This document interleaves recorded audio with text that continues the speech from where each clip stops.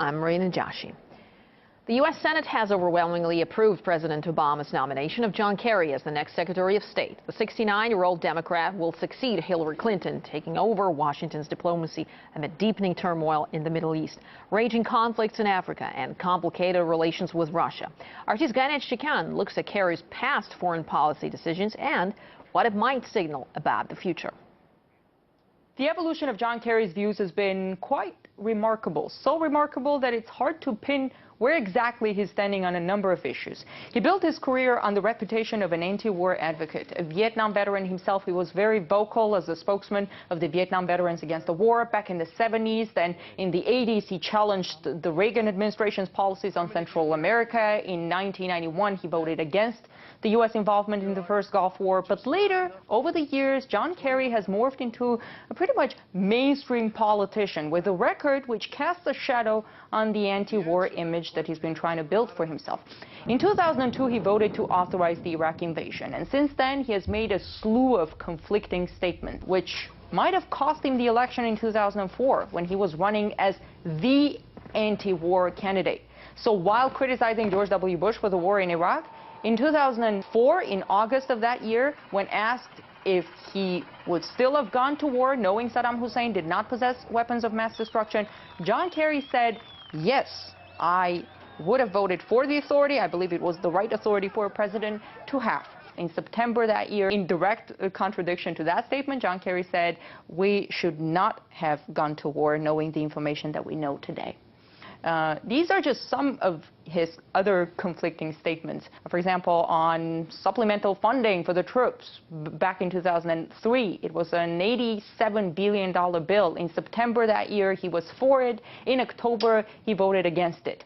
It was at that time when he said, I actually did vote for it before I voted against it, a phrase which kind of stuck with John Kerry. On Patriot Act, again, he was for it before he was against it. On Israel's unilateral construction of a security fence, he called it a barrier to peace at one time, but less than a year later, he reversed himself, calling the fence a legitimate act of self-defense. Now, as far as his present views, which he shared during his confirmation hearing last week, on Iran, he said, although the U.S. favors diplomacy, but Washington will act to prevent Iran from getting a nuclear weapon. Whether the preventive action could mean war, he did not clarify.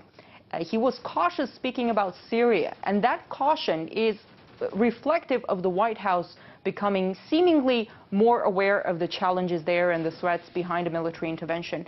But it's worth noting that in May, asked if there were any conditions under which he would support U.S. or NATO-led airstrikes on the Syrian military, John Kerry said, quote unquote, sure.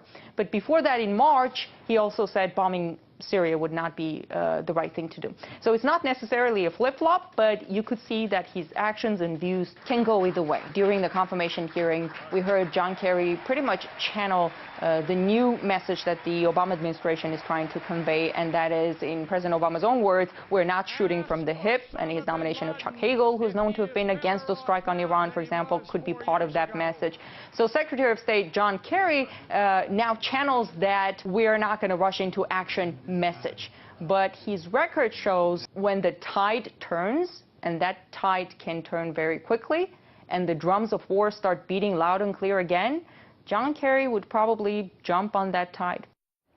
Well, earlier we spoke to Brian Drolet, director of an independent media outlet, Deep Dish TV, who shared his view on how Kerry's appointment is likely to affect key international issues. If you look at American policy in the last 20 years even, but in the last since Bush and Obama, what has really changed? First strike wars in Afghanistan and Yemen and Pakistan, and now they're positioning so-called missiles defense on the Turkish-Russian border, which is essentially a first strike weapon. Targeted assassinations intensified under Obama and his assertion of his right to order the killing of American citizens anywhere in the world. Is Kerry going to stand up in international forums and say, no, that's wrong, we can't do that? I don't think so. Neither did Hillary Clinton.